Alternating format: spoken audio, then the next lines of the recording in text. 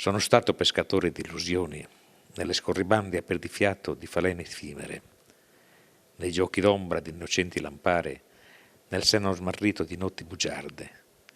Il mio pensiero stretto ai tuoi fianchi raccontava dei passi rassicuranti, scritti a malincuore. Si intitola Una strada tra la mente e il cielo, l'ultima pubblicazione dello scrittore e poeta nuorese Gianni Manca, una raccolta poetica in italiano e in sardo presentata ai lettori lo scorso 6 dicembre presso l'auditorium della Biblioteca Satta di Nuoro.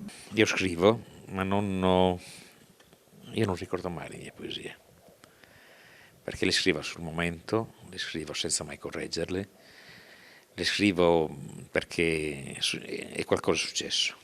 C'è un'emozione che ti ha toccato particolarmente, che sia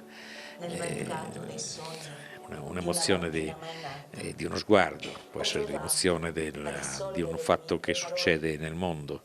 Il volume, edito da Chimeric, è il suo 11° libro di poesia. Un viaggio emozionale dall'amore all'attualità, dal ricordo alla memoria, in cui Manca fa ampio uso della sinestesia per rafforzare i concetti cui il poeta vuole dare voce. Perché c'è bisogno di poesia ancora oggi? La gente, le persone hanno, o forse più di altri tempi, di leggersi dentro, perché non riescono a capire, non riescono a capirsi e non riescono a comunicare,